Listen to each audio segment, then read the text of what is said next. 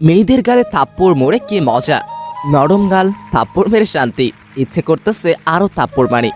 কিছু বুঝলেন না তো, চলুন ফ্ল্যাশব্যাকে যাই। আর কোনোদিন যেন আমার পেছনে না দেখি। আমি কি কুত্তা যে তোর মতো কুত্তির পিছনে যাব? কি আমি কুত্তি?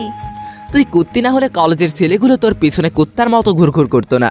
তোর মতো লুচ্চার সাথে প্রেম করা আমার সবচেয়ে বড় ভুল হয়েছে। আমি তো লুচ্চাই, সেটা তুই এখন বুঝলি? তোর সাথে কেন যে কথা বলছি, অসহ্য একটা। এখন তো অসহ্য লাগবেই কুত্তি। আমারে কুত্তি বলবি না। তাহলে তোকে কি বলবো, ইরা কুত্তি? আপদ বিদায় হ, তোর সাথে ব্রেকআপ। তুই কি ব্রেকআপ করার কে? আমি করতেছি ব্রেকআপ। আর এই নে তোর ব্রেকআপ গিফট। বলে মুখ থেকে চুইংগামটা বের করে ওর চুলে আটকায় দিলাম। যা, আমি তোকে ভুলে যাব, কিন্তু এই চুইংগামের জন্য তুই আমাকে মনে রাখবি। টাটা XGF বলেই দিলাম দৌড়। এখানে থাকলে হয়তো কপালে কষ্ট ছিল। এই হলো ফ্ল্যাশব্যাক। এখন বর্তমানে আসুন, আপনাদের সাথে পরিচয়টা সেরে ফেলি। আমি ইমন, ইন্টার সেকেন্ড ইয়ারে পড়ি। বাবা মার দুই মাত্র সন্তান, বর্তমানে এলাকার বাইরে আছি। আর যার থেকে পালিয়ে আসলাম উনি হলেন আমার GF, সরি XGF, ইরশাদ জাহান ইরা। আমরা সেম ইয়ারেই পড়ি। এরাও এখানে পড়তে আসছে, গার্লস হোস্টেলে থাকে। আর আমি ম্যাসে। 1 বছর হলো ওর আর আমার রিলেশনের। 1 বছর রিলেশনে প্রায় প্রতি সপ্তাহে একবার ঝগড়া হবে, আর বাকি দিনগুলো রাগ করে চলে যেত। আমি ইরাকে প্রথম প্রপোজ করেছিলাম। কিছুদিন ঘোরাঘুরির পর রাজি হয়েছিল। ভেবেছিলাম এবার হয়তো লাইফটা মজায় কাটবে, কিন্তু এই মেয়ে যে প্যারা দেওয়া শুরু করছিল, কিছু হইলেই গাইল মায়ের সব একসাথে। আজ আমিও সবগুলো শোধ তুলে নিলাম। সুদে আসলে নরম গালগুলোয় থাপ্পড় মেরেছে কি মজা। ইচ্ছে করতেছে গিয়ে আরো 2-1টা মেরে আসি, কিন্তু বেশি জিনিস ভালো না, তাই আর যাব না। বন্ধুদের কাছে আসলাম, তখন সিয়াম বলল, কিরে হাঁপাচ্ছিস কেন? মামা ইরার সাথে ব্রেকআপ করে আসলাম। তাহলে থাম, আমি গিয়ে প্রপোজটা করে আসি। যা, ওকে আমি থাপ্পড় মেরে আসলাম, আমার রাগটা ও তোর উপর দিয়ে দিবে। তাহলে থাক, চল মেসে যাই। চল। ম্যাচে এসে বিছানায় শরীরটা ছড়িয়ে দিলাম। তখনই ফোনটা বেজে উঠল।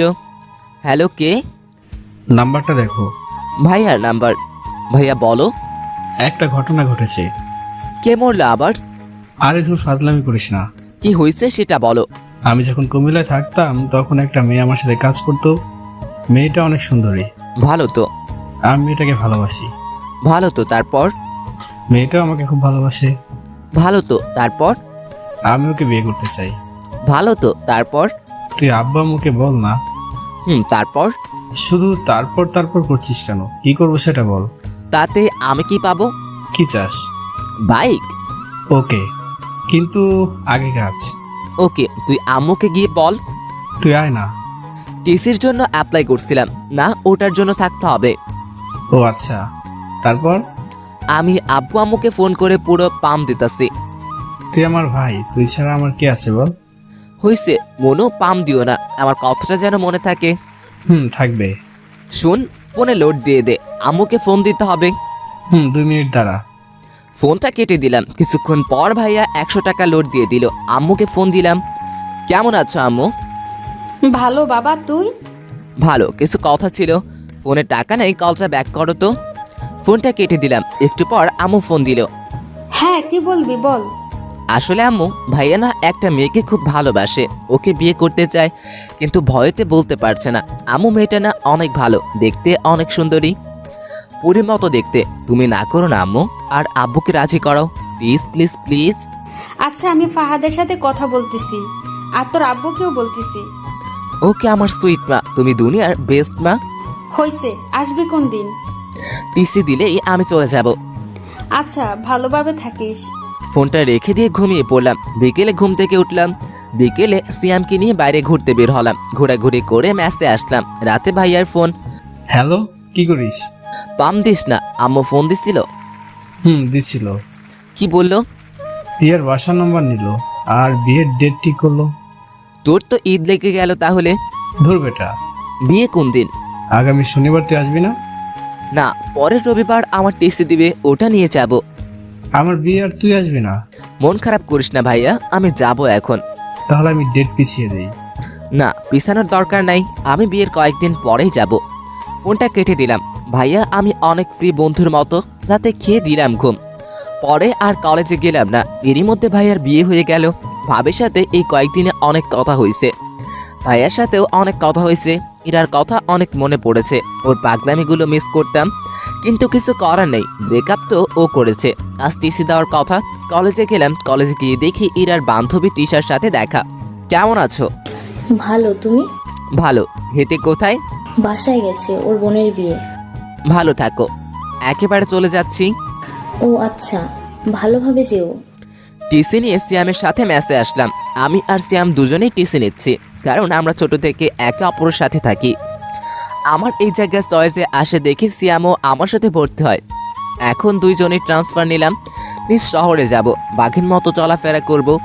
পরের দিন ব্যাগ নিয়ে বেরিয়ে পড়লাম। বাসে উঠলাম, কিছুক্ষণ পর বাস ছেড়ে দিল। 6 ঘন্টা যাত্রা করে বিকেলের দিকে বাসায় আসলাম। বাসায় এসে কলিং বেল টিপ দিলাম। কিছুক্ষণ পর একজন মেয়ে এসে দরজা খুলে দিল। এটা নিশ্চয়ই আমার ভাবিজান। ভাইটু। কেমন আছো? জড়িয়ে ধরে। ভালো, ভেতরে আসো। আগে বলো ভাইয়া কই? রুমে আছে। ভাইয়ার রুমে গেলাম। ভাইয়া ঘুমাচ্ছে। ভাইয়া, আয় ভাইয়া। আরে তুই কখন এলি? এখনই। বাইক কই আমার? পরে কথা হবে, এখন ঘুমাতে দে। ওহ, কাজের সময় কাজে, কাজ ফুরালে পাজি। ভাবি তুমি কিছু বলো না। কি হয়েছে? আমি কিছুই তো বুঝলাম না। ভাবিকে সব কথা বললাম। তাহলে তুমি দেখো ভাইয়া কি আমার সাথে অন্যায় করতেছে না? ঠিকই তো, কাল তোমার বাইক কিনে দিবে, তুমি যাও গিয়ে ফ্রেশ হয়ে নাও। ঠিক আছে ভাবি, তুমি না অনেক কিউট আর ভালো, একদম আমার মায়ের মতো। হয়েছে, আর পাম দিতে হবে না, যাও ফ্রেশ হয়ে নাও। আম্মুর সাথে কথা বলে আসি।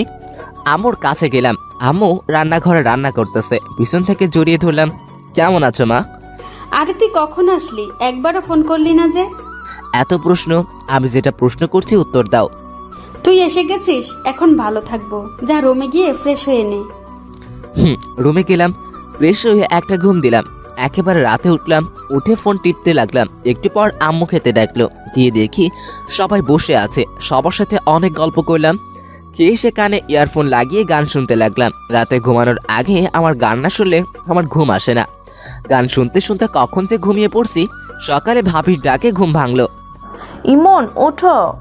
ভাবি, আর একটু ঘুমাই না। ঘুমাও তাহলে, আর বাইক কিনতে যেতে হবে না। বাইক? আচ্ছা, আমি 5 মিনিটের মধ্যে আসতেছি। ফোনে বেশি চার্জ ছিল না, তাই হয়তো আমি ঘুমের পরেই বন্ধ হয়ে গেছে। ফোন চার্জে দিয়ে ফ্রেশ হয়ে নিচে গেলাম। নাস্তা করে আমি, ভাবি আর ভাইয়া বেরিয়ে পড়লাম। শোরুমে গিয়ে বাইক কিনলাম। এই নাও চাবি, ঘুরে আসো। আমি চাবিটা নিয়ে ভাইয়ার হাতে দিলাম। বাইকটা তোমাদের দেওয়া, তাই প্রথম তোমরাই ঘুরো, বাসায় দেখা হবে। ভাইয়া প্লাস ভাবি প্রথমে মানতে চাইছিল না। আমি জোর করে ওদের পাঠিয়ে দিলাম। তারপর সিয়ামকে ফোন দিয়ে আসতে বললাম। কিছুক্ষণ পর সিয়াম আসলো। দুজন ঘুরতে লাগলাম। ঘোরাঘুরি করতে করতে মাঠের দিকে গেলাম। তখনই পিছন থেকে কে যেন ডাক দিল। পিছনে তাকিয়ে দেখি মিতু, স্কুল লাইফের ফ্রেন্ড। কি রে, কেমন আছিস? ভালো, তুই? ভালো। কোন দিন আসলি তোরা? কালকে আসছি। চল বসে গল্প করি। 3 জন মিলে মাঠে বসে গল্প করলাম। দুপুরে বাসায় এসে খাওয়া দাওয়া করে দিলাম ঘুম। বিকেলে উঠে বাইরে বেরিয়ে পড়লাম। সন্ধ্যায় বাসায় আসলাম।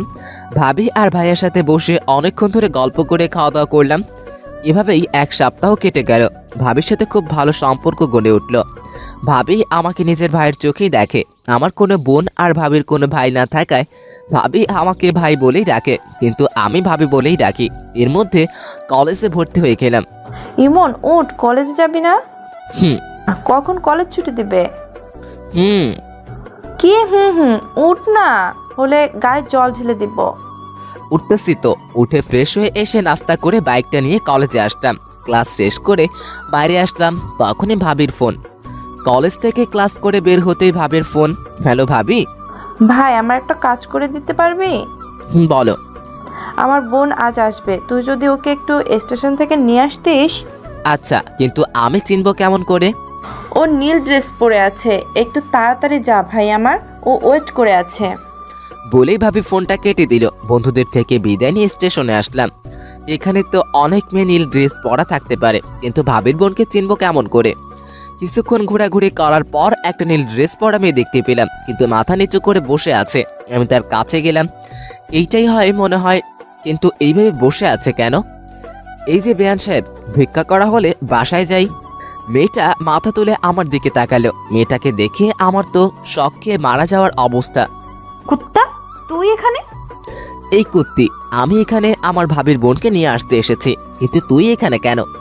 আমি আমার বোনের বাসায় এসেছি। তোর বোনের নাম কি? রিয়া। আর দুলাভাই?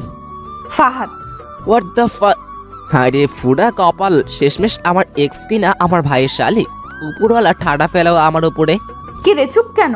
কি বলবো, সবই কপাল। চল এখন। আমি কেন যাব তোর সাথে? তোকে এখনো জুতা মারিনি, তোর কপাল। আমার সাথে যাবে কারণ তোর দুর্ভাগ্য বশত তোর বোন আমার ভাবি, আর আমার ভাইয়ের তুই শালি। আমার কথা শুনে ইরার উপর ঠাডা পড়ার মতো অবস্থা। আমি এই বিয়ে মানি না, আমি এক্ষুনি আপুকে বাসায় নিয়ে যাব। তাই নাকি? যা, আমি আমার ভাইয়ের আবার বিয়ে দিব। আমার কথাটা শুনে ইরা চুপ করে রইল। কি, বাসায় যাবেন না ফিরে যাবেন? ইরা ব্যাগটা নিয়ে উঠে দাঁড়ালো আর সামনের দিকে হাঁটা শুরু করলো। ও সামনে হাঁটছে আর আমি পিছনে পিছনে। আমি বাইকের কাছে এসে থেমে গেলাম, কিন্তু ও হাঁটতে থাকলো। এই যে ম্যাডাম, বাইক এখানে। ও পিছনে তাকালো, আবার আমার কাছে আসলো। আমি বাইক স্টার্ট দিলাম, কিন্তু ও দাঁড়িয়েই রইল। কি হলো, ওঠার ইচ্ছে আছে কি? ইরা কোনো কথা না বলে বাইকে উঠে বসলো। বাসার দিকে যেতে লাগলাম, তখন ইরা বলল, শোন আপু যেন না জানে যে তুই আমাকে চিনিস আর আমাদের সম্পর্ক ছিল। সেটা তুই না বললে আমি বলতাম। ভালো। বাইক চালাচ্ছিলাম, হঠাৎ করে সাইডে মিরর ইরার চেহারাটা দেখলাম। বাতাসে চুলগুলো উঠছিল আর ইরা ওগুলো হাত দিয়ে ঠিক করছিল। খুব সুন্দর লাগছিল। চুইংগিমারের জন্য একটা নতুন হেয়ার কাটিং দিতে পারলি, একটা থ্যাঙ্কসও দিলি না। কুত্তা, ওই দিন যদি তোরে পাইতাম, জানিস আমার চুইংগাম উঠাতে কত কষ্ট হয়েছে। ভালো তো। ইরা আর কোনো কথা বলল না। বাসার সামনে আসতে রাস্তায় মিতুর সাথে দেখা। মিতু দেখার সাথে সাথে ডাক দিল, কই যাস? মার্কেটে যাব একটু। এটা কে? ভাবির বোন। আমাকে একটু মার্কেটে নিয়ে যাবি? তুই দাঁড়া, আমি নামিয়ে দিয়ে আসছি। আচ্ছা, তাড়াতাড়ি আয়। আমি বাইকটা নিয়ে বাসার সামনে আসলাম। ভিতরে যান, আমি আসছি। ইরা কিছুক্ষণ আমার দিকে তাকিয়ে রইল। আমি বাইকটা ঘুরিয়ে চলে আসলাম। মিতুকে নিয়ে মার্কেট করলাম। মার্কেট শেষ করে বাসায় আসলাম। বাসায় এসে ফ্রেশ হয়ে শুয়ে পড়লাম। কিছুক্ষণ পর ভাবি খাওয়ার জন্য ডাকলো। নিচে গেলাম খাওয়ার জন্য। গিয়ে দেখি এরা বসে আছে। আমি ওর সামনে বসে পড়লাম। আমি নিজের মতো খেতে লাগলাম আর ভাইয়া আর ভাবির সাথে কথা বলতে লাগলাম। এরা মাঝে মাঝে আমার দিকে তাকাচ্ছিল, মনে হয় কিছু বলতে চাইতেছিল। আমি খাওয়া শেষ করে উপরে আসতে যাব, তখনই ভাবি ডাক দিল, ইমন, এরাকে একটু ঘুরিয়ে নিয়ে আসিস প্লিজ। আমি আজ পারবো না, বাসায় অনেক কাজ আছে।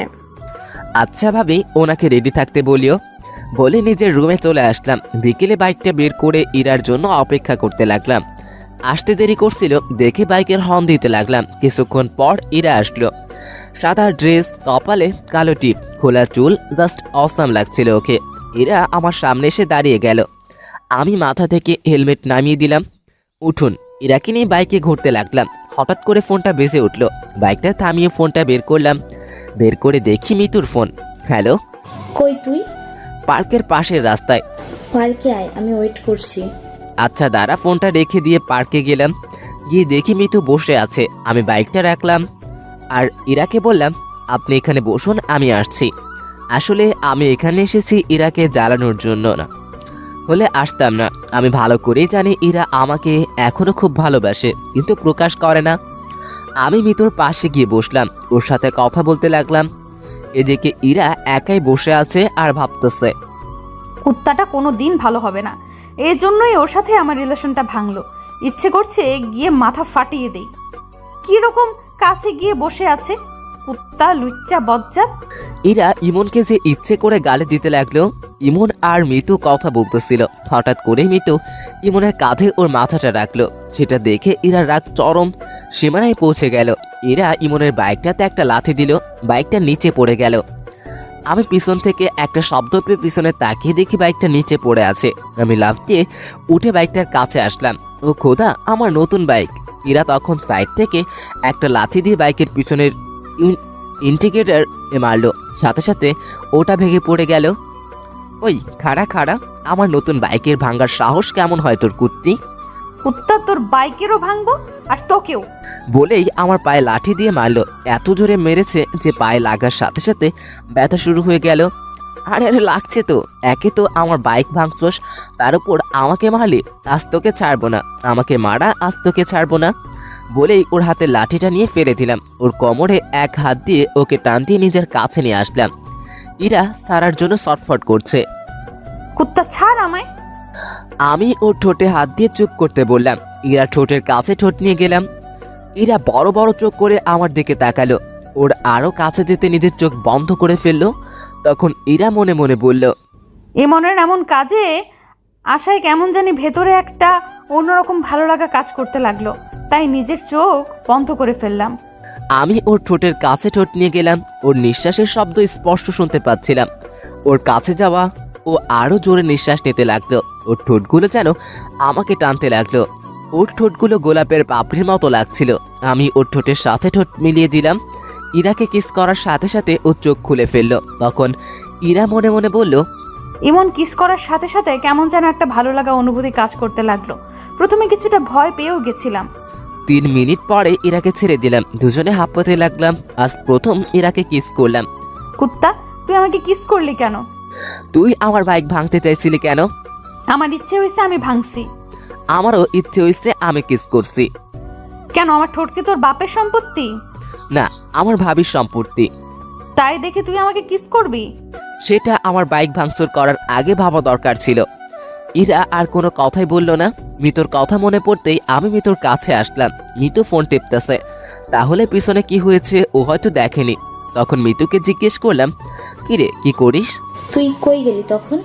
একটা কাজ ছিল, বাসায় যাব, চল। চল। মিতুকে বিদায় দিয়ে ইরার কাছে আসলাম। ইরা গাছের সাথে হেলানি দিয়ে দাঁড়িয়ে আছে। আমি বাইকটা তুলে স্টার্ট দিলাম। ইরা পিছনে এসে বলল, ইরার সাথে লজ্জায় কোনো কথা বলার ইচ্ছে হচ্ছে না। কেমন করে কি যে হয়ে গেল। ইরা ভাবতে লাগলো, ইমন কি তাহলে এখনো আমাকে ভালোবাসে? আমি তো এখনো ওকে ভালোবাসি, কিন্তু কুত্তাটা বুঝলে তো সব সময় ওর লুচ্চামি করতেই লাগবে। মনে হচ্ছে গলা টিপে মেরে ফেলি বাদরটাকে। আমি নিজেও ভাবতে পারিনি ইমন আমাকে কিস করবে। এসব ভাবতে ভাবতে ইরার ঠোঁটের কোণে একটা মুচকি হাসি ফুটে ওঠে। দুজনে বাসায় আসলাম। ওকে নামিয়ে দিয়ে বাইকটা রাখলাম। তারপর নিচের রুমে গেলাম। ফ্রেশ হয়ে শুয়ে পড়লাম। কিছুক্ষণ পর আম্মু খেতে ডাকলো। গিয়ে দেখি ইরা বসে আছে। আম্মু, ভাইয়া আর আব্বু কই? ওরা আসেনি, তোরা খেয়ে নে। ইরা আমার সামনে বসে আছে। দুজনে মাথা নিচু করে খেতে লাগলাম। ভাবি আসলো। কি রে ইরা, কেমন ঘুরলি? ভালো আপু, জায়গাটা অনেক সুন্দর। আচ্ছা খেয়ে নে। আমি খেয়ে নিজের রুমে চলে আসলাম। রাতে ঘুম ধরছিল না, তাই ছাদে গেলাম। একটু পর মিতুর ফোন আসলো। কি রে, কি করছিস? এই তো ছাদে দাঁড়িয়ে আছি। শুয়ে আছি। মিতুর সাথে কথা বলতে লাগলাম। তখন ইরা ছাদে এসে দেখে ইমন কার সাথে যেন হেসে হেসে কথা বলতেছে। ইরা রাগ উঠে যায়, কারণ সে তো এখনো ইমনকে নিজের চেয়েও ভালোবাসে। তখন ইরা মনে মনে বলল, কুত্তাটা কোনোদিনও ভালো হবে না। নিশ্চয়ই বদমাস মেয়েটার সাথে কথা বলছে। আজ ওর একদিন কি আমার একদিন। হঠাৎ করে আমি সামনে তাকিয়ে দেখি ইরা। মিতু ফোনটা রাখ, আমি পরে ফোন দিচ্ছি। আচ্ছা। মিতু ফোনটা কেটে দিল। ইরা আমার কাছে আসলো। কার সাথে কথা বলছিলি? মিতুর সাথে। এরপর থেকে যেন ওই ডাইনির সাথে কথা বলা আর দেখা করা না দেখি, বলে দিলাম। কেন, কথা বললে কি করবা? কি করব দেখাচ্ছি, দাঁড়া। ইরা আমার কাছ থেকে ফোনটা নিয়ে নিল আর বলল, ফোন পাবি না, যখন দরকার হবে আমার কাছে বলবি, আমি দিব। না, ফোন ছাড়া আমার ঘুম আসে না, ফোন লাগবেই আমার। বলছি না পাবি না। ইরার কাছ থেকে ফোন কেড়ে ফোনটা নিতে গেলাম। তখনই ওর চোর পকেটে ফোনটা ঢুকিয়ে দিল। এই চোর পকেটটা কি জানতে চাহিয়া লজ্জা দিবেন না? এইবার নিয়ে দেখা। মনটা খুব হতাশ হয়ে গেল। আমি নিচে যেতে লাগলাম। তখন ইরা আমার হাতটা টেনে ধরলো আর ঠোঁটের সাথে ঠোঁট লাগিয়ে দিল আর ভাবতে লাগলো, হঠাৎ আমার কি যে হলো। এমনকে কাছে টেনে নিয়ে ওর ঠোঁটের সাথে ঠোঁট লাগিয়ে দিলাম। ওকে কিস করার সময় ওর শরীরে এক অদ্ভুত ঘ্রাণ আমাকে ওর আরো কাছে টানতে লাগলো। 5 মিনিট পর ওকে ছেড়ে দিলাম। ইরা এইভাবে কিস করবে ভাবতেও পারেনি। তখন ইরা বলল, আই লাভ ইউ। বলেই ইরা দৌড়ে নিচে চলে গেল। আমি নিজের রুমে চলে আসলাম। শুয়ে শুয়ে এতক্ষণ কি হলো সেটাই ভাবতে লাগলাম। সবকিছু মাথার উপর দিয়ে যাচ্ছিল। নিজে ব্রেকআপ করলো, আবার নিজেই আই লাভ ইউ বললো। আমার সাথে মজা নেওয়া, এবার দেখাবো মজা। যদি কাঁদিয়ে না ছেড়েছি তাহলে আমার নাম ইমন না। সব প্ল্যান ভাবতে ভাবতে ঘুমিয়ে পড়লাম। সকালে মনে হলো কে যেন আমার দিকে তাকিয়ে আছে। চোখ খুলতেই দেখি ইরা। কি ব্যাপার, আপনি এখানে? আপনি কাকে বলছো? আপনাকে। মজা নেওয়া বাদ দে, মায়ের খাবি কিন্তু। অচেনা কাউকে তো আপনি করেই বলতে হয়। ফাইজলামি বাদ দে, নিচে আয়, আপু নাস্তা করতে ডাকতেছে। বলেই ইরা নিচে গেল, কিছুটা রেখে গেছে। আমি ফ্রেশ হয়ে নিচে গেলাম। সবাই টেবিলে বসে আমি ইরার মুখোমুখি চেয়ারে বসলাম। খাওয়ার মধ্যেই ইরা পায়ের উপর পা উঠে দিল। আমি ওর দিকে তাকাতেই ও মুচকে একটা হাসি দিল। আমি টেবিল থেকে প্লেট নিয়ে উঠে সোফায় গিয়ে বসলাম। তখন ভাবি বলল, কিরে ওখানে গিয়ে বসলি কেন? টিভি দেখতে দেখতে খাবো। তারপর সবাই খাওয়া শেষ করে যে যার মতো চলে গেল। ভাবি আর আম্মু রান্নাঘরে গেল। ইরা আমার পাশে এসে বসলো। আমি ওর দিকে না তাকিয়ে টিভি দেখতে লাগলাম। একটু পর ইরা আমার দিকে চেপে আসলো। আমি একটু সরে বসলাম, ও আরও চেপে আসলো। ধীরে ধীরে আমি একেবারে সোফার কোণায় চলে আসলাম। ইরা আমার শরীরের সাথে চেপে বসে আছে। আমি ওর দিকে তাকালাম, ও টিভির দিকে তাকিয়ে মুচকি হাসি দিচ্ছে।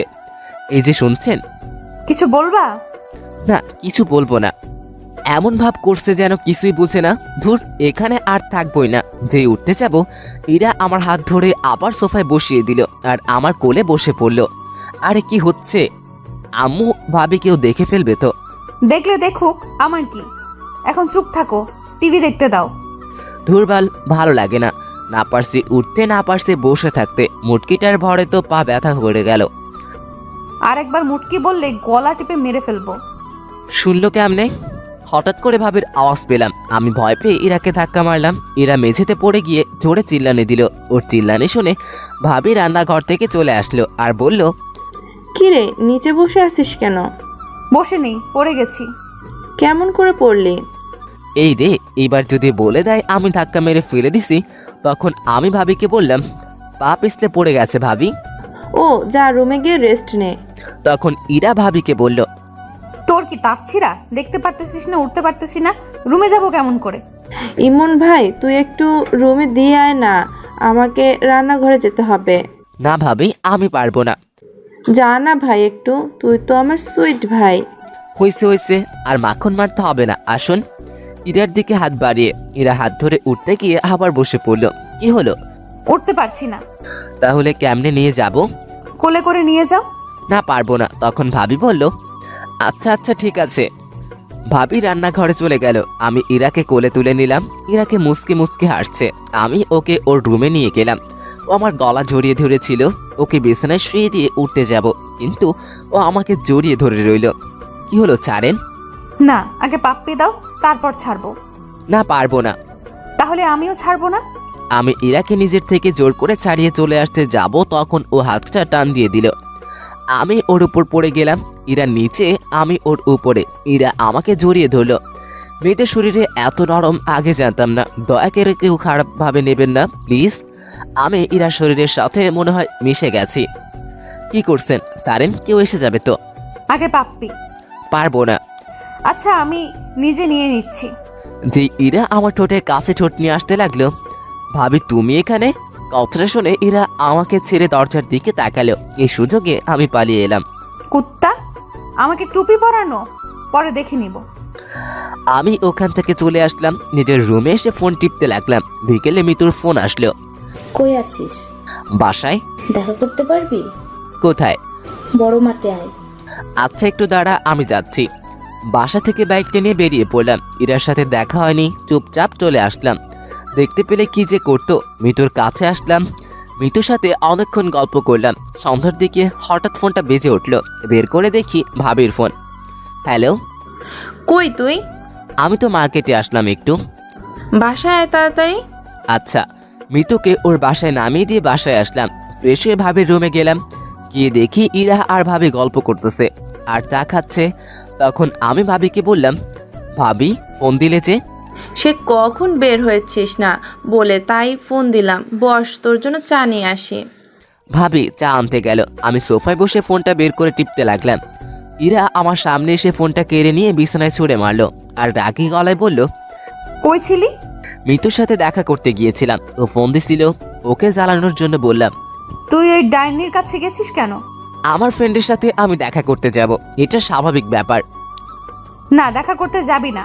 ওই মেয়ের নজর ভালো না। 2 দিন দেখেই বুঝে গেলেন ওর নজর খারাপ। ও তোর দিকে কেমন করে তাকায়। তুই ওর সাথে কথা বলবি না, এমনকি কোনো মেয়ের সাথে কথা বলবি না।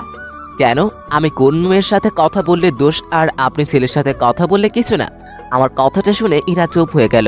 আসলে আমার ইরার ব্রেকআপ এই কারণেই হয়, ওর একটা ফ্রেন্ড ওকে লাইক করতো আর আমি ওকে বলেছিলাম যাতে ওর সাথে কথা না বলে, কিন্তু ও শোনেনি। উল্টো আমি কোনো মেয়ের সাথে কথা বললে সে রাগ দেখাতো। এরই মধ্যে ভাবি চলে আসলো। ভাবি আসতেই ইরা নিজের জায়গায় গিয়ে বসলো। এনে চা। দাও।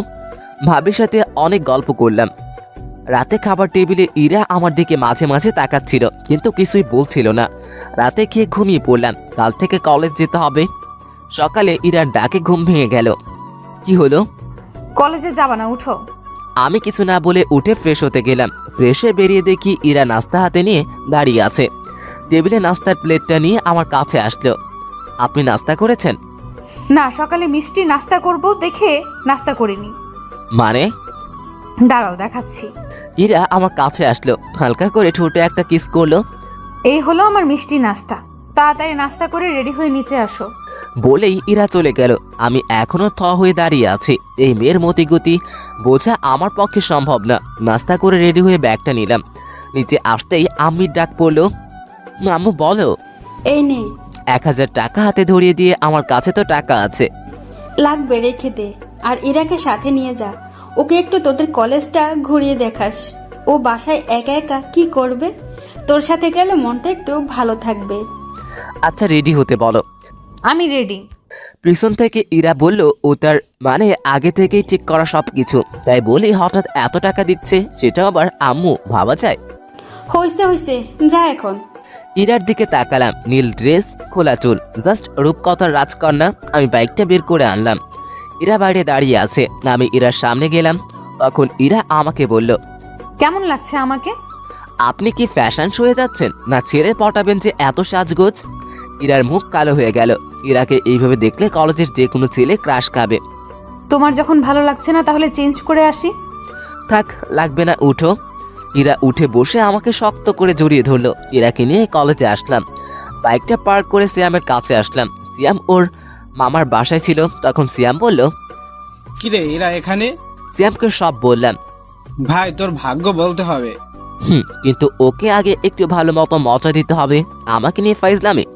তারপর দুজনে ইরার কাছে আসলাম। সিয়াম আর ইরা কথা বলল। আমি ইরাকে বললাম, আচ্ছা এখানে থাকুন, আমরা ক্লাস করে আসছি। তখন ইরা বলল, আমি কি করব এখানে? চত্বরে বসে থাকুন। আমি একা বসে থাকবো?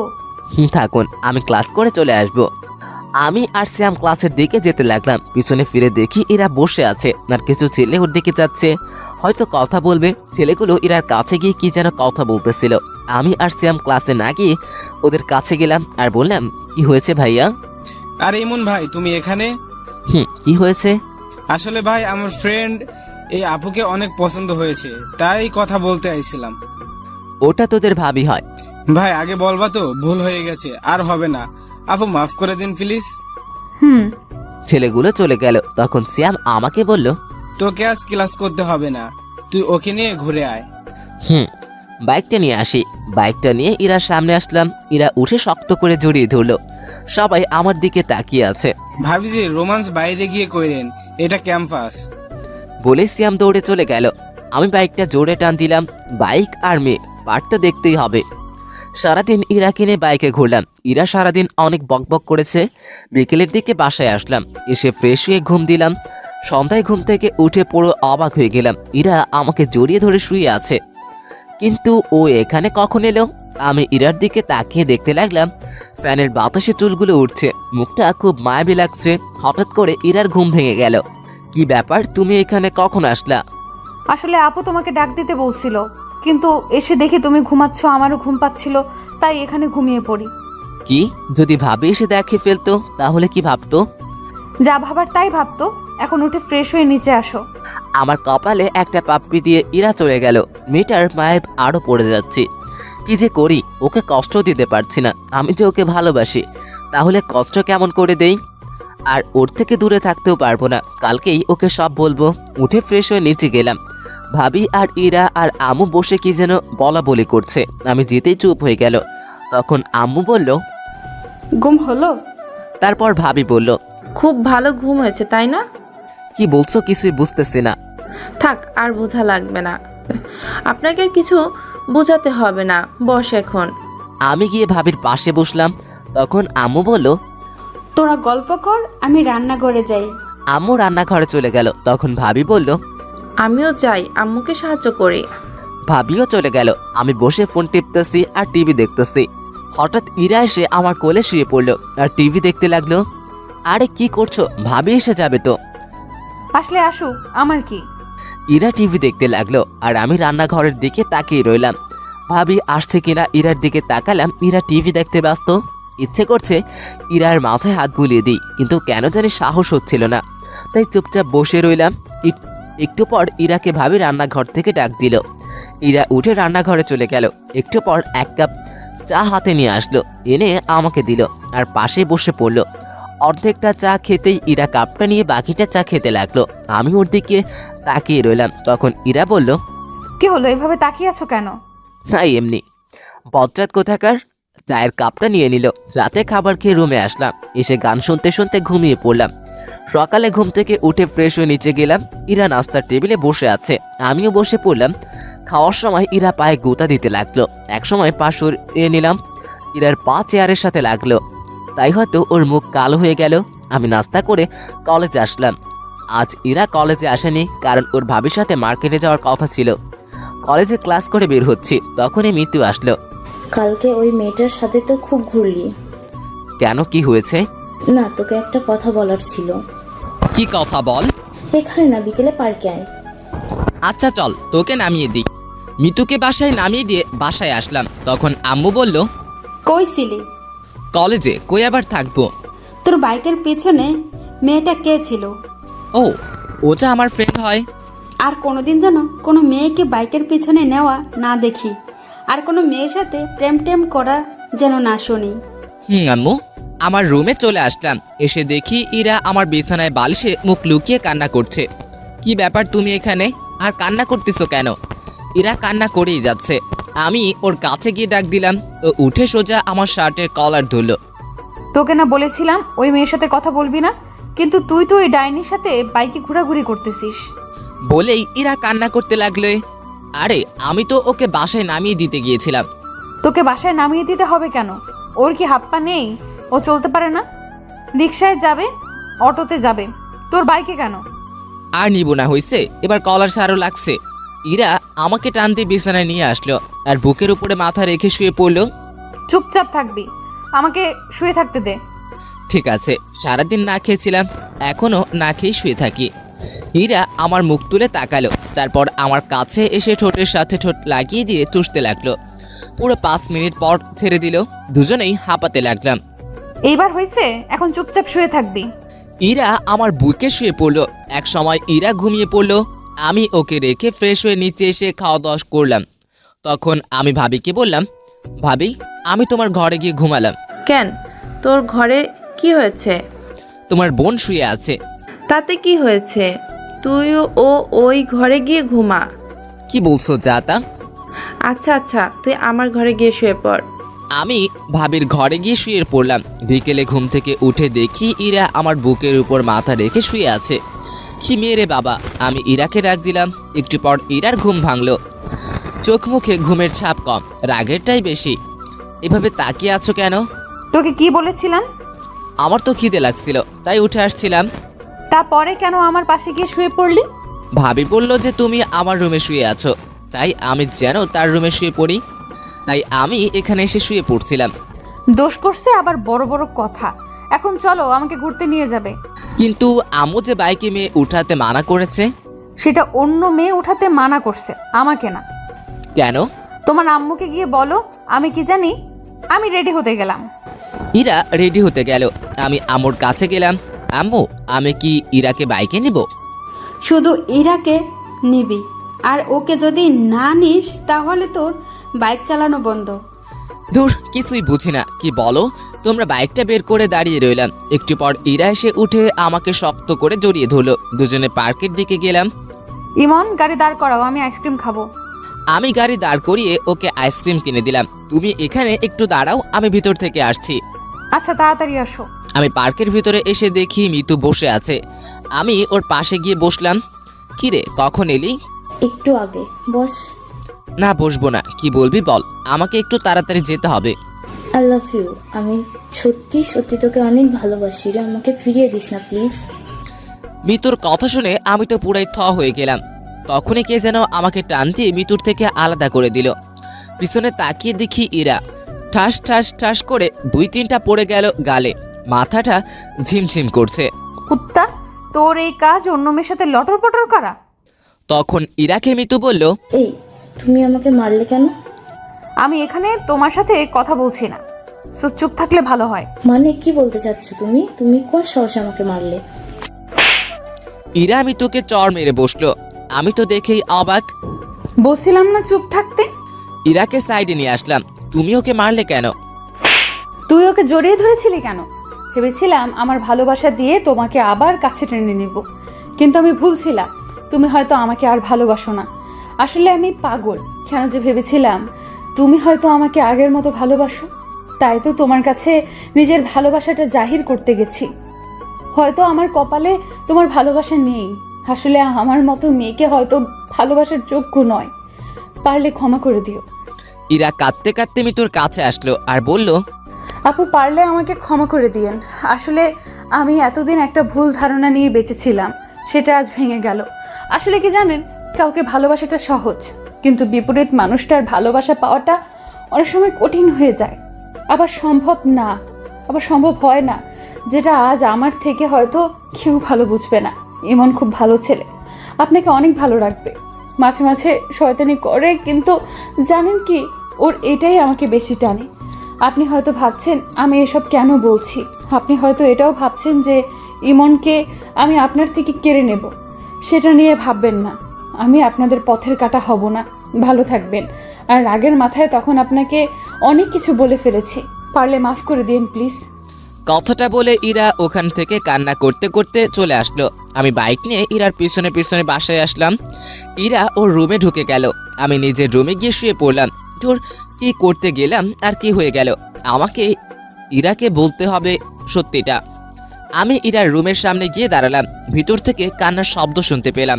ইরা হয়তো কাঁদছে, নিজেকে কেমন যেন অপরাধী মনে হচ্ছে।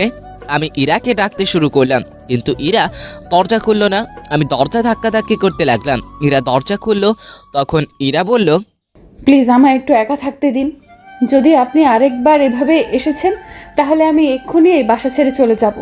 কথাটা বলেই ইরা দরজা বন্ধ করে দিল। আমি রুমে চলে আসলাম। একটু পর ভাবি খাওয়ার জন্য ডাকলো, গিয়ে দেখি ইরা নেই। তখন আম্মু বলল, ইরার সাথে তোর কি হয়েছে? কই কিছু হয়নি তো। তাহলে ও কান্না করছে কেন? আমি আর কিছুই বললাম না, মাথা নিচু করে রইলাম। খেতে ইচ্ছে করছিল না, তাই না খেয়ে নিজের রুমে চলে আসলাম। চোখ বন্ধ করে শুয়ে আছি। একটু পর মাথায় কারো হাতের স্পর্শ পেলাম। চোখ খুলে দেখি ভাবি। আমার ভাইটার বুঝি মন খারাপ? না ভাবি, এমনি ভালো লাগছে না তাই। আমাকে বুঝি বলা যাবে না, তাই না? আসলে তেমন কিছু না, মাথাটা খুব ব্যথা করছে তো তাই খুব খারাপ লাগছে। তুই চিন্তা করিস না, আমি সব ঠিক করে দেব। তুই এখন ঘুমা। কথাটা বলেই ভাবি চলে গেল। আমি চুপ করে শুয়ে রইলাম। চোখে ঘুম নেই। চোখ বন্ধ করলেই ইরার হাসি মুখটা সামনে আসছে। যে করেই হোক ওকে আমাকে পেতেই হবে। ওকে আর আমার থেকে দূরে যেতে দিব না। চিৎকার করে বলতে ইচ্ছে করছে, ইরা আমি তোমাকে ভালোবাসি। কাল যে করেই হোক ওর থেকে ক্ষমা চাইতে হবে। দরকার পড়লে ওর পায়ে পড়বো, কিন্তু ওকে নিজের থেকে দূরে যেতে দিব না। সারা রাত ঘুম হয়নি। ভোর রাতে ঘুমিয়ে পড়লাম। সকালে ঘুম থেকে উঠে ফোনটা হাতে নিয়ে দেখি 11টা বাজে। আমি তাড়াতাড়ি করে ইরার রুমে গেলাম। গিয়ে দেখি রুম ফাঁকা, ইরার জামা কাপড় কিছুই নেই।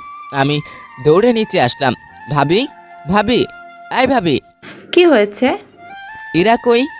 ও আজ সকালে চলে গেছে। অনেক আটকানোর চেষ্টা করেছি কিন্তু পারিনি। কয়টার ট্রেন? 10টা 30-এ। আমি তাড়াতাড়ি করে বাইকটা বের করে স্টেশনের দিকে বেরিয়ে পড়লাম। সাবধানে যাস। স্টেশনে গিয়ে দেখি ট্রেন চলে গেছে। সাইড বেঞ্চে বসে পড়লাম। চোখের কোণ দিয়ে এক ফোঁটা জল মাটিতে পড়ল। নীরবে বসে কাঁদতে লাগলাম। আজ আমার ভুলের জন্যই ইরা আমার থেকে দূরে চলে গেল। একটু পর ভাবির ফোন আসলো। হ্যালো ভাবি।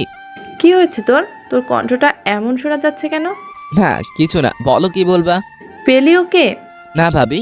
আচ্ছা তুই বাসায় আয়, তোর সাথে কথা আছে। আচ্ছা আমি এক্ষুনি আসছি। বাইকটা নিয়ে বাসার দিকে যেতে লাগলাম। মুখের সামনে শুধু ইরার ছবিটাই ভেসে উঠছিল। তখনই হঠাৎ করে কথা থেকে যেন একটা রিক্সা বাইকের সামনে চলে আসে। আমি কন্ট্রোল সামলাতে না পেরে বাইকটা রিক্সার সাথে লাগিয়ে দেই। চোখ খুলে দেখি মাথায় হাত আর পায়ে ব্যান্ডেজ। ভাবি সাইডে বসে আছে। ভাবি তোমরা এখানে? আর বাইকটা ঠিক আছে তো? তোর অ্যাক্সিডেন্ট করার পর একজন তোর ফোন দিয়ে আমাদের ফোন করে হাসপাতালে আসতে বলে। আজ তোর যদি কিছু হয়ে যেত তাহলে আম্মুকে মুখ দেখাতাম কেমন করে বল? কিছু হয়নি তো? কিচ্ছু হয়নি। তুই জানিস তোর মাথায় হাতে পায়ে কয়টা সেলাই পড়েছে? থাক, সেটা বলার দরকার নেই। চুপচাপ শুয়ে থাক, বিকেলে তোর বাসায় নিয়ে যাব। ভাবি বাইরে চলে গেল। বিকেলে বাসায় গেলাম। আমি স্বাভাবিকভাবেই হাঁটতে পারতেছি, কিন্তু হাতটার জন্য একটু সমস্যা হচ্ছে। রাতের বেলায় ছাদে বসে আছি। আকাশের তারার মেলা, হাজারো তারার ভিড়ে চাঁদটাকেই দেখছি। একটু পর কেউ পিঠে হাত দিল। পিছনে তাকিয়ে দেখি ভাবি দাঁড়িয়ে। ভাবি তুমি এখানে? এত রাতে এখানে মনমরা হয়ে বসে আছিস এখনো? বলবি তোর কিছু হয়নি তো? আসলে ভাবি, ঠিক আছে ঠিক আছে, যদি আমাকে আপন না ভাবিস তাহলে বলতে হবে না। ভাবি আমি ইরাকে ভালোবাসি, আর আমরা একে অপরকে অনেকদিন ধরেই চিনি। সে আমি, আম্মু, তোর ভাইয়া আর আব্বু সবাই জানে। এরা আমাদের সব বলেছে। সেদিন কি হয়েছে সেটা বল। সেদিনের সব কথা ভাবিকে খুলে বললাম। বুঝলাম এটা শুধু একটা ভুল বোঝাবুঝি। আসলে আমার বোনটার রাগ আর অভিমানটা একটু বেশি, বুঝলি? সেটা অনেক আগেই বুঝে গিয়েছি। আচ্ছা, আমি দেখি কি করা যায়, কিন্তু এরকম মন খারাপ করে বসে থাকা চলবে না। যা রুমে গিয়ে রেস্ট নে। এভাবে 5 দিন কেটে গেল।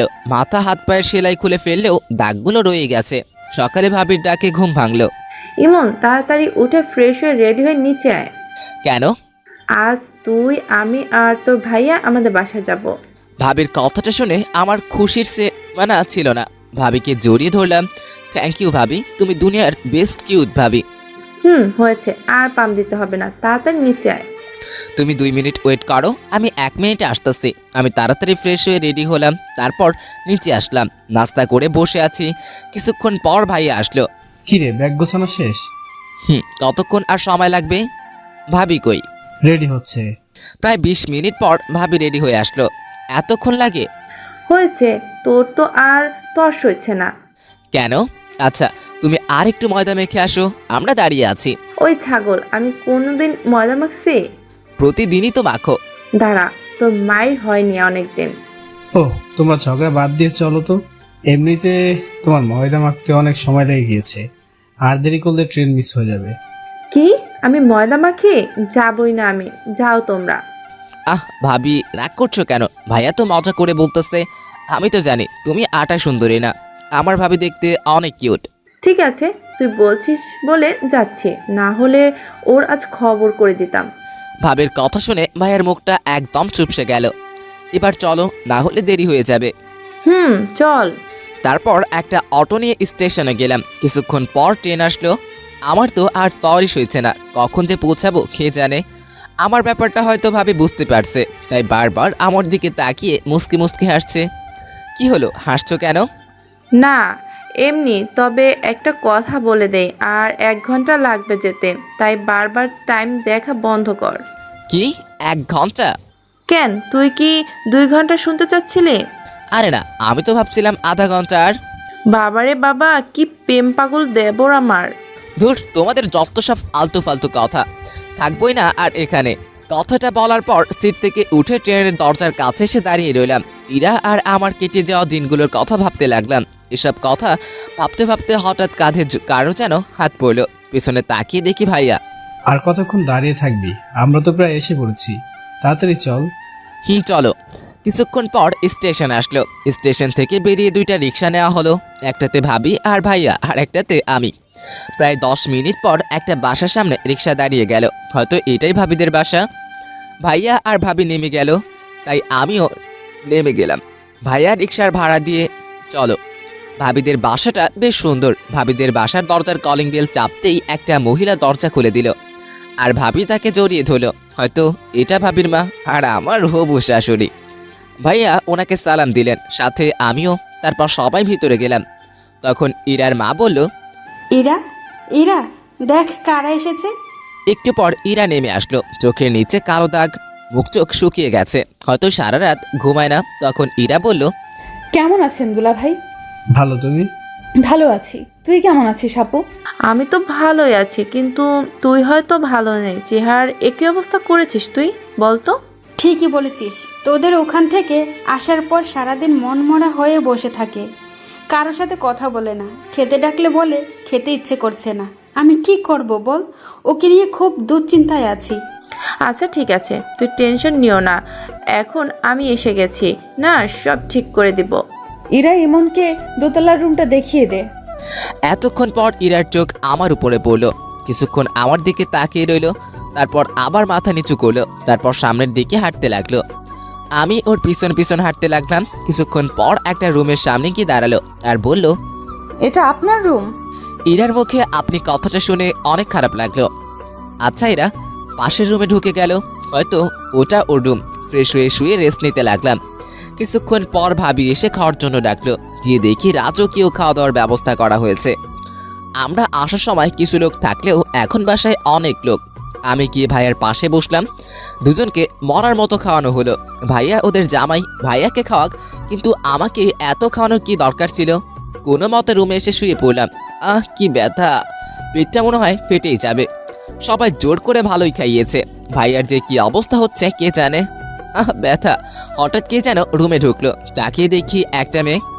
ভাইয়া আসতে পারি? আসো। এই নিন। হাতে একটা 7 আপের বোতল ধরিয়ে দিয়ে। যাক, মেয়েটা মনের কষ্ট বুঝছে। তোমাকে তো ঠিক চিনলাম না। আমার নাম সিন্তি, আমি আপনার ভাবির চাচাতো বোন। ও আচ্ছা। ভাইয়া একটা কথা বলবো? বলো। আপনার কপালে আর হাতে কিসের দাগ? আমি কিছুদিন আগে অ্যাক্সিডেন্ট করেছিলাম, এগুলো তারই ভালোবাসা। আচ্ছা ভাইয়া, আমি এখন আসি, আপনি রেস্ট নিন। সিনথি চলে গেল। আমি বেশ বুঝতে পারছি ওকে ইরাই পাঠিয়েছে আমার কি হয়েছিল শোনার জন্য। আমি মনে মনে হেসে উঠলাম। খুব ক্লান্ত লাগছিল, তাই ঘুমিয়ে পড়লাম। বিকেলে ভাবির ডাকে ঘুম ভাঙলো। কি হয়েছে ভাবি, ডাকতেছো কেন?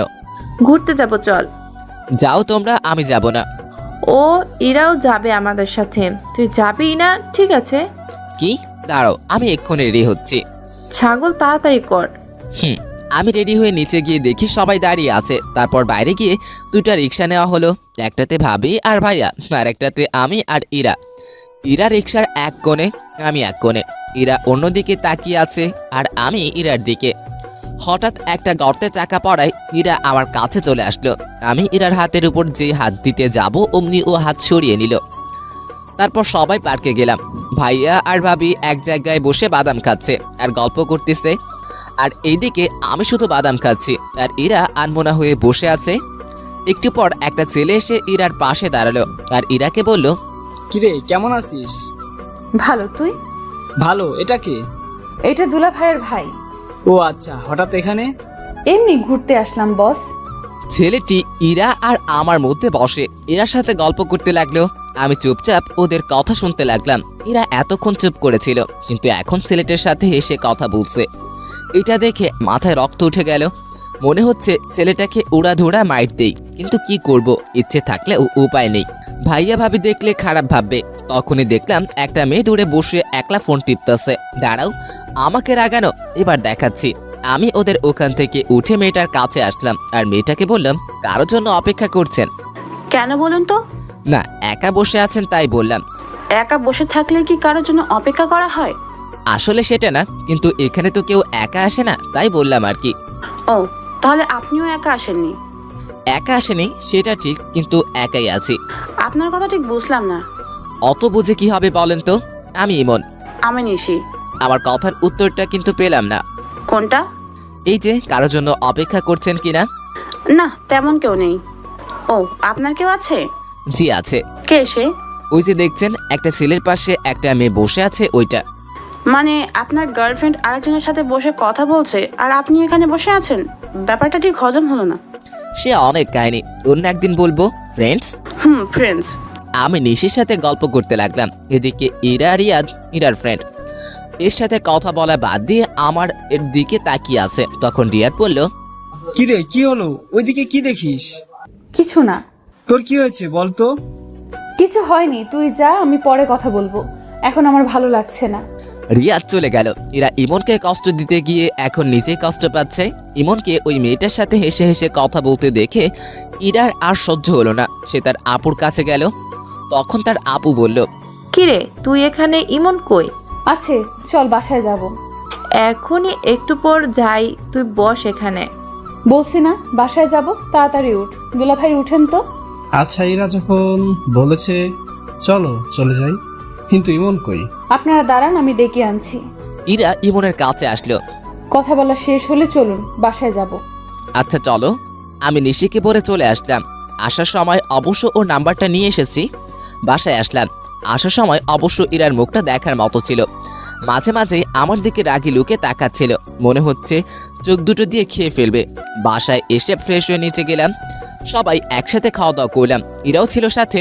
রাতে ঘুম আসছিল না, তাই ছাদে গিয়ে দাঁড়ালাম। পকেট থেকে একটা সিগারেট বের করলাম আর রাতের আবহাওয়াটা উপভোগ করতে লাগলাম। সিগারেট খাওয়ার আমার নেশা না, দিনে একটা দুইটা আর না খেলেই নাই। হঠাৎ একটু পর কারো পায়ের আওয়াজ পেলাম, সিগারেটটা লুকিয়ে ফেললাম। ইরা ছাদে উঠলো। সিগারেটটা দূরে ফেলে দিতে চাইলাম, কিন্তু দিলাম না। দেখিও কি করে। ইরা ছাদের এক কোণে চলে গেল। আমি ওখানে দাঁড়িয়ে সিগারেট খেতে লাগলাম। তখন ইরা বলল, এটা কি আপনার বাসা যে এখানে সিগারেট খাচ্ছেন? না কেন, এখানে সিগারেট খাওয়া বারণ নাকি? হ্যাঁ বারণ। আর এই ছাদে যার তার আশাও এলাও না, এক্ষুনি নেমে যান। তাহলে আমি যার তার মধ্যে পড়ি? হ্যাঁ, আমার তো সেটাই মনে হয়। ও ভালো তো, কথায় ভালোই বিষ টালতে শিখে গেছো। যাই হোক, আমি নেমে যাচ্ছি। কথাটা বলে নিচে চলে আসলাম। ইরাদের বাসার পাশে একটা চায়ের দোকান আছে, ভাবিকে বলে ওখানে গেলাম। গিয়ে একটা সিগারেট কিনে খেতে লাগলাম। ইরা ছাদ থেকে আমার দিকে তাকিয়ে আছে। অন্ধকারে ওকে দেখতে না পেলেও চাঁদের আলোয় ওর ছায়াটা ঠিকই দেখা যাচ্ছে। সিগারেটের ধোঁয়ায় ইরার দেওয়া বিষগুলোকে মন থেকে বের করার চেষ্টা করতে লাগলাম। কিছুক্ষণ পর বাসায় ঢুকলাম। ভিতরে ঢুকে দেখি ইরা দাঁড়িয়ে আছে। ওর মুখোমুখি না হয়ে রুমে চলে গেলাম। গিয়ে শুয়ে পড়লাম। কোনোভাবেই হার মানতে চলবে না, পুরো চেষ্টা করতে হবে। কোনো মতেই আমি ইরাকে আমার জীবন থেকে আলাদা হতে দিব না।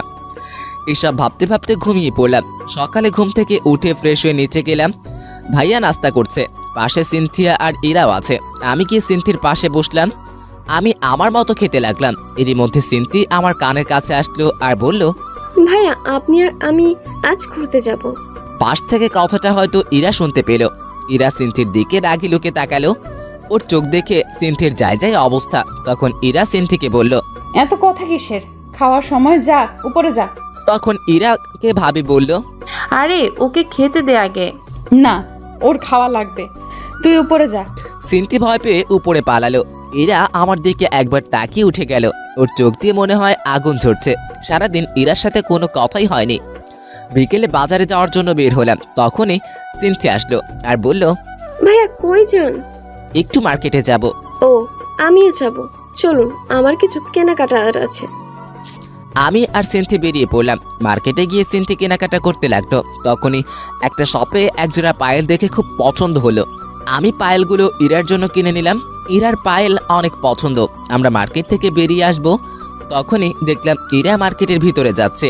ভাবলাম এখনই পায়েলগুলো ওকে পরিয়ে দেই, তাই ওকে ডাকতে লাগলাম। কিন্তু ও না শোনার ভান করে চলে যেতে লাগলো। আমি দৌড়ে গিয়ে ওর হাতটা ধরলাম। কি হলো, এতক্ষণ ধরে ডাকছি, শুনতে পাচ্ছ না? জানোয়ার, রাস্তাঘাটে মেয়েদের দেখলেই হাত ধরার ইচ্ছা হয়। কুত্তা, বাবা মা শিক্ষা দেয়নি? তোর মতো ছেলেদের জন্মের ঠিক নেই, সেই জন্য তোরা এমন করিস। আরেকদিন যদি দেখি তাহলে বুঝতে পারবি। কথাগুলো বলে ইরা চলে গেল। আমি ওখানে ঠাই দাঁড়িয়ে রইলাম। আশেপাশে সব মানুষ সবাই আমার দিকে তাকিয়ে রয়েছে। ধজান্তে চোখ দিয়ে পানি পড়তে লাগলো। ইরা এমনটা করতে পারলো, হয়তো ভুলটা আমারই।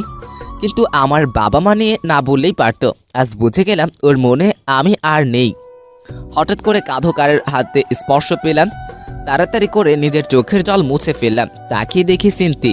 ভাইয়া, আপু তোমার সাথে এমন করলো কেন? আমি ভাবতেও পারিনি আপু এমন করবে। তুমি তো খারাপ কিছু করনি। আরে বাদ দাও তো, আমি কিছু মনে করিনি। সেটা তোমার চোখ দেখেই বুঝতে পারছি। আমি আপুর ব্যাপারে অনেক লজ্জিত। আমি আপুর হয়ে তোমার কাছে ক্ষমা চাইছি। আরে কি বলছো? তুমি কেন ক্ষমা চাইতেছো? তুমি তো কিছু করনি। সব দোষ আসলে আমার ভাগ্যের। বুঝলাম না। আসলে কি জানো, মানুষ যখন কাছে কিছু পায় তার মর্যাদা দিতে পারে না, আর যখন সেটা চলে যায় তখন সেটা তার কাছে অনেকটা দামি হয়ে যায়। আর কিছু সময় উপর থেকে সেটা লেখা থাকে না। আমার ক্ষেত্রে হয়তো উপরওয়ালার মর্জি।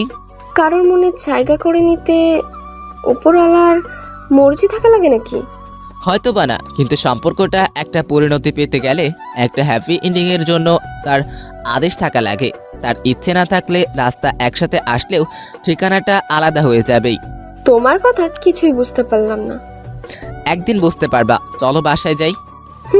চলো।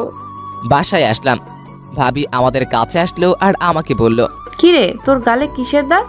তখন ভাবিকে সিনথি বলল। জানো আপু, ইরা আপু না। কথাটা বলার আগেই আমি সিনথিকে থামিয়ে দিলাম। কিছু না ভাবি, গালে একটা মশা বসেছিল, ওটাকে মারতে গিয়ে দাগ পড়ে গেছে। ভাবি আমার দিকে তাকালো। যা উপরে গিয়ে ফ্রেশ হয়ে নে। উপরে এসে শুয়ে পড়লাম।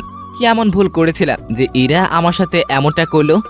ভেবেছিলাম ওর অভিমানের জন্য হয়তো এমনটা করতেছে, কিন্তু এখন বুঝতে পারছি ইরা আর আমাকে ওর জীবনে চায় না। তাহলে ওর ইচ্ছেটাই থাক। নীরবে কেঁদেই চলেছে। কেন জানি না নিজেকে খুব একা লাগছে। মনে হচ্ছে জীবন থেকে কিছু একটা চিরদিনের মতো হারিয়ে গেল। শত চেষ্টায়ও তাকে আটকে রাখতে পারলাম না। চারিদিকটা কেমন যেন অন্ধকার হয়ে আসছে। চোখের পাতাগুলো জলে ভিজে গেছে।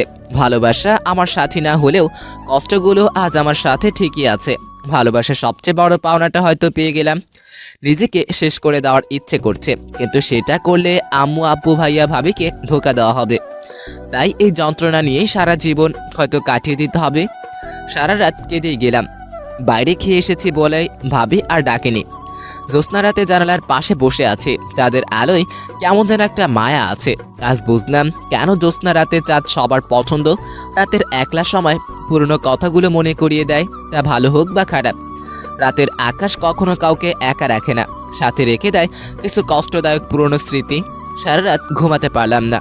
সকালে ফ্রেশ হয়ে নিচে গেলাম। চোখের নিচে কালো দাগ পড়ে গেছে। মাথাটা কেমন যেন ঝিমঝিম করছে। ভাবির সাথে কথা বলে বাইরে চলে আসলাম। বাইরে এসে চায়ের দোকানের দিকে যেতে লাগলাম। হঠাৎ কি যেন মনে হলো, পিছনে তাকিয়ে দেখি ইরা আসছে। আমি কিছু না বলে এক দোকান থেকে এক প্যাকেট সিগারেট কিনে একটা সিগারেট ধরিয়ে পার্কের দিকে গেলাম। একটু পর ইরা ওর কিছু বান্ধবীর সাথে পার্কে এলো। আমি ওকে দেখে মাথা নিচু করে রইলাম আর নীরবে সিগারেট খেতে লাগলাম। হঠাৎ করে চোখ দিয়ে জল পড়তে লাগলো। তাড়াতাড়ি জল মুছে বড় একটা নিঃশ্বাস নিলাম। তারপর আরেকটা সিগারেট ধরালাম। এদিকে ইরা ইমনকে সিগারেট কেনা দেখে ওর পিছনে আসে, সাথে কিছু ফ্রেন্ডকেও নিয়ে আসে যাতে ইমন বুঝতে না পারে। ইরা ইমনের দিকে এক দৃষ্টিতে তাকিয়ে আছে। কালকের ঘটনাটার জন্য ইরাও সারা রাত ঘুমাতে পারেনি। সারা রাত ইমনের জন্য কেঁদেছে। কালকে যে ওর সাথে এমন ব্যবহার করলাম, আজ আমার জন্যই ও কষ্ট পাচ্ছে। সব আমার জন্য। কোন মুখে ওর কাছে যাব? এসব কথা ভাবতে ভাবতেই ইরা কেঁদেই ফেলল। তখন ইরার ফ্রেন্ডস বলল, কিরে কাঁদছিস কেন? ইরা কেঁদেই চলেছে। আরে বলবি তো। ইরা আর ওই জায়গায় না থেকে বাসায় চলে আসে। বাসায় এসে দরজা বন্ধ করে কাঁদতে থাকে। তখন ইমন একটু পর সামনে তাকিয়ে দেখে ইরা নেই। সারাদিন পর বিকেলে বাসায় যায়। ভাবি অনেকবার ফোন দিয়েছে কিন্তু ফোন ধরেনি। বিকেলের দিকে বাসায় গিয়ে দেখি ভাবি বসে আছে। ভাবি আমাকে দেখে বলল, কই ছিলি? বাইরে। কি হয়েছে তোর বলতো? কাল বাজার থেকে আসার পর থেকে কেমন যেন হয়ে গেছিস। কিছু হয়নি। উপরে যা, তোর সাথে আমি একটু পর কথা বলছি। আমি রুমে এসে শুয়ে পড়লাম। মাথাটা খুব ব্যথা করছে। একটু পর ভাবি আসলো আর বলল, তুই সিগারেট খাস? আমি চুপ হয়ে গেলাম। আমি নিজে তোর শরীর থেকে সিগারেটের গন্ধ পেয়ে। কি হলো বলছিস না কেন? আমি চুপচাপ করে রইলাম। আর যেন কোনোদিন সিগারেট খাওয়া না দেখি। তারপর ভাবি আমার কাছে আসলো, আমার মাথায় হাত বুলিয়ে দিতে লাগলো আর বলল, এরা কি বলেছে তোকে? কিছুই বলেনি। তুই বলবি না জানি আমি। ভাবি সিনথিকে ডাক দিল। একটু পর সিনথি রুমে আসলো আর সিনথিকে বলল, কাল মার্কেটে কি হয়েছিল? কই কিছু হয়নি তো আপু। আরেকবার মিথ্যা কথা বললে থাপ্পড় মেলে গাল ফাটিয়ে দিব বজ্জাত মেয়ে। ভাবির ধমকে সিনথি কেঁদে দেয়। কান্না করা বন্ধ কর। ভাবির ধমকে সিনথি চুপ হয়ে যায়, কিন্তু চোখ দিয়ে জল পড়েই যাচ্ছে। এখন বল কাল কি হয়েছে? একটাও যদি মিথ্যা কথা বলছিস তাহলে আজ তোর একদিন কি আমার একদিন। সিনথি সব কথা ভাবিকে বলে দেয়। ভাবি রেগে আগুন হয়ে যায়। আমার হাত ধরে ইরার রুমে নিয়ে যেতে লাগলো। ভাবি আমার কথাটা শুনো, ইরার কোনো দোষ নেই, আমি ওর হাত ধরেছিলাম। তাতে কি হয়েছে? এর আগে মনে হয় তুই ওর হাত ধরিসনি, আর হাত ধরেছিস বলে তোকে মারবে, বাবা মা তুলে গালি দিবে। ভাবি আমার কথাটা তো শোনো একবার। একদম চুপ করে থাকবে। ভাবির এমন রূপ কোনো দিন দেখিনি। ভাবি রেগে একদম আগুন হয়ে আছে। ভাবি আমাকে ইরার রুমে নিয়ে গেল। ইরা জানালার পাশে দাঁড়িয়ে আছে। তখন ভাবি ইরাকে বলল, তুই কাল ইমনকে কেন মেরেছিস? ও কোন সাহসে আমায় হাত ধরেছিল? চুপ, তোকে নিজের বোন বলতে ঘৃণা করছে। তুই জানিস ইমন তোকে কতটা ভালোবাসে, তাও তুই ওকে অপমান করলি, ওর বাবা মা নিয়ে গালি দিলি। ওর বাবা মা এখন আমারও বাবা মা। তুই এতটা নীচ হয়ে গেছিস জানতাম না। ইরা নীরবে কান্না করে যাচ্ছে। আজ থেকে তোর সাথে আমার কোনো সম্পর্ক নেই, আমারই ভুল। আমি কেন ইমনকে এখানে আনতে গেলাম? কালকেই আমরা এখান থেকে চলে যাব, তারপর আর ও কোন দিন এই বাসায় আসবো না। ইরা কোনো কথাই বলছে না, শুধু কান্না করছে। তখন ভাবি ইমনকে বলল, ইমন ভাই আমার, মাফ করে দে আমায়। আমার বোন এমনটা করবে আমি ভাবতে পারিনি। আমি ওর হয়ে তোর কাছে মাফ চাইছি। কি করছো ভাবি?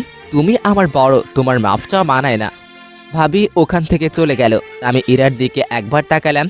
ইরা আমার দিকে তাকিয়ে আছে, চোখ দিয়ে জল পড়ছে, যেন কিছু বলতে চাইতেছে। ওর মুখটা খুব মায়াবী লাগছে, কিন্তু এই মায়ায় আর জড়িয়ে লাভ নেই। আমার রুমে চলে আসলাম। একটু পর ভাবি এসে আমার কাপড় গুছিয়ে দিতে লাগলো। ভাবি, ও তো তোমার নিজের বোন, তুমি কি ওর সাথে কথা না বলে থাকতে পারবা? এরকম বোনের দরকার নেই যে মানুষকে মানুষ মনে করে না। কিন্তু ভাবি। চুপ, একটাও কথা বলবি না। সব কাপড় গুছিয়ে দিয়েছি, কাল সকালে তাড়াতাড়ি বের হতে হবে। ঘুমিয়ে পড়। কথাটা বলেই ভাবি বেরিয়ে গেল। রাতে ঘুম আসছে না। জানালার কাছে গিয়ে দাঁড়িয়ে রইলাম। বাইরে হালকা বাতাস বইছে, পরিবেশটা মনোরম মনে হচ্ছে। হঠাৎ করেই ইরার জন্য কেনা পায়েল দুটোর কথা মনে পড়লো। ব্যাগ থেকে পায়েল দুটো বের করে নাড়াচাড়া করতে লাগলাম। ইরার জন্য বসে বসে একটা চিঠি লিখলাম।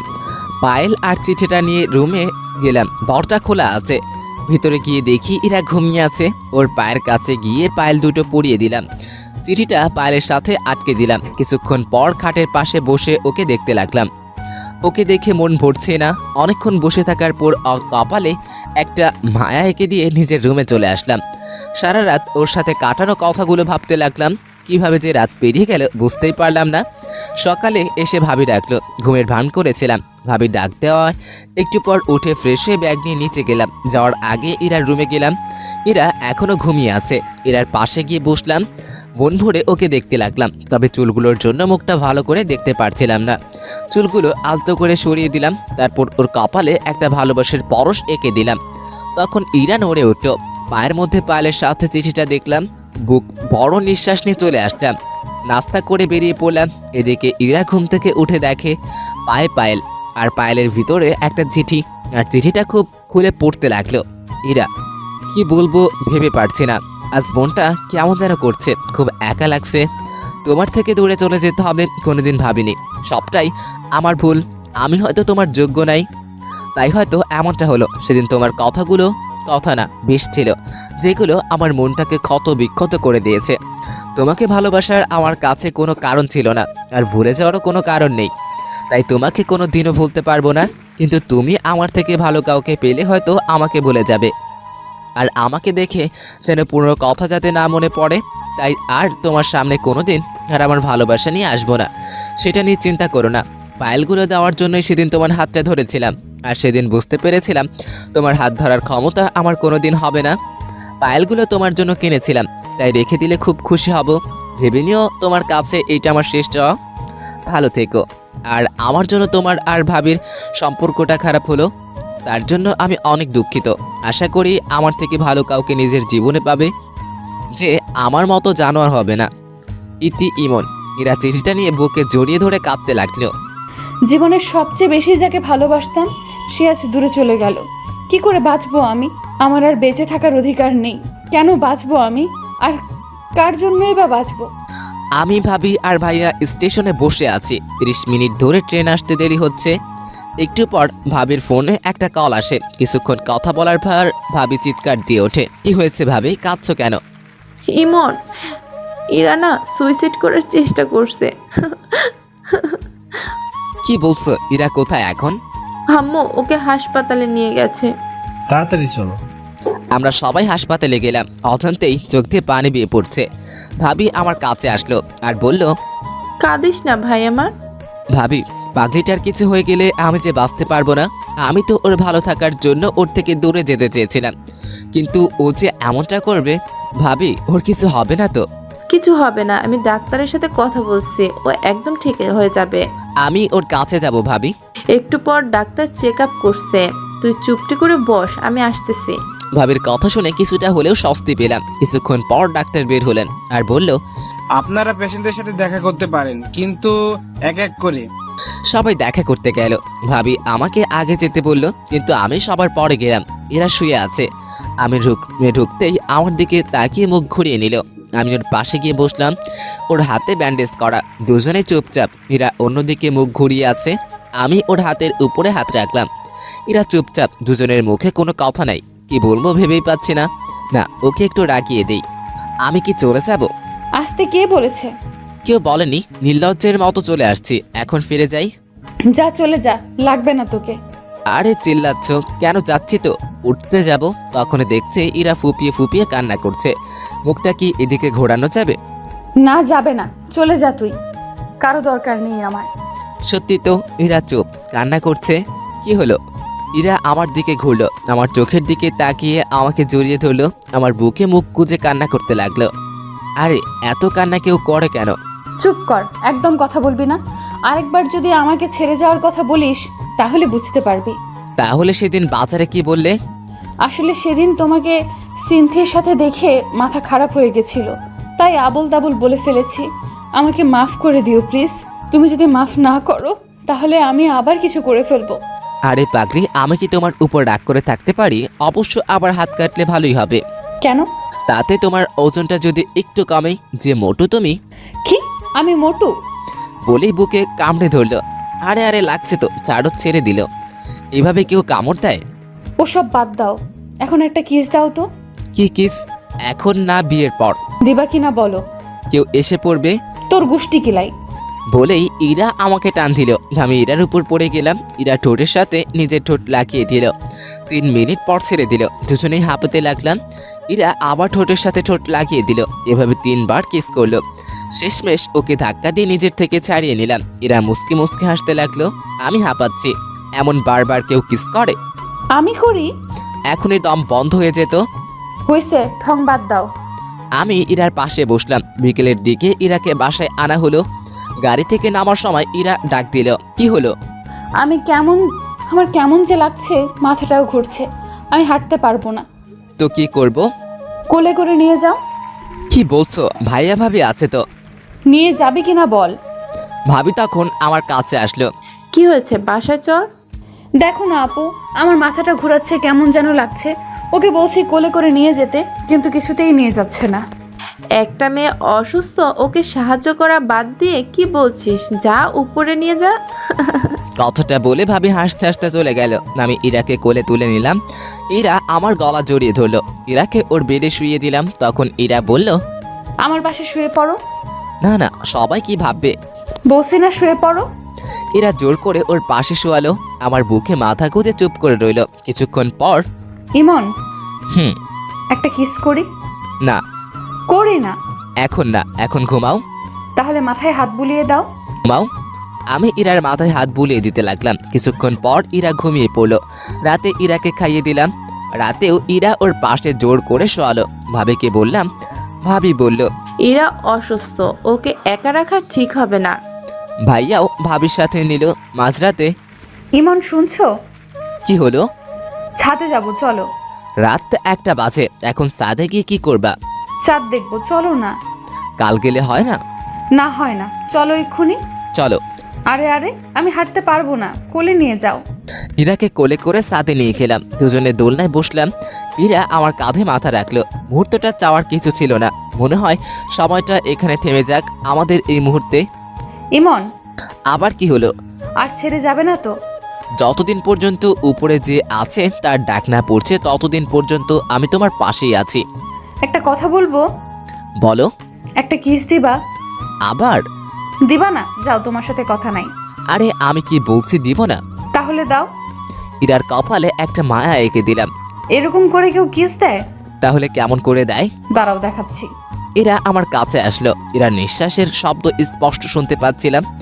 ইরার ঠোঁট আমার ঠোঁটের কাছাকাছি, কেমন যেন একটা অদ্ভুত অনুভূতি কাজ করতে লাগলো। ইরার ঠোঁট দুটো আমাকে টানছে মনে হচ্ছে। ইরার ঠোঁটের সাথে ঠোঁট লাগিয়ে দিলাম। ইরা আমাকে জড়িয়ে ধরলো, কিছুক্ষণ পর ছেড়ে দিলাম। ইরা আমাকে আমার কোলে মাথা রাখলো, দুজনেই চন্দ্রবিলাস করতে লাগলাম। ভালোবাসায় প্রত্যেকটা মুহূর্ত একটা অদৃশ্য সম্পদ। ভালোবাসায় হারানো কিছু নেই। সবসময় প্রকৃত ভালোবাসা হয় না, কিছু সময় মানুষ মোহের শিকার হয় আর সেটাকে ভালোবাসা ভেবে বসে। প্রকৃত ভালোবাসায় শেষে গিয়ে শুধু থেকে যাবে দুটি মন, আর জীবনের শেষ মুহূর্ত পর্যন্ত তাদের ভালোবাসা। হ্যালো বন্ধুরা, গল্পটি কেমন লাগলো অবশ্যই কমেন্ট করে জানাবেন। আর যারা এখনও চ্যানেলটিকে সাবস্ক্রাইব করেননি তারা অবশ্যই প্রেমের তাজমহল চ্যানেলটি সাবস্ক্রাইব করে রাখুন।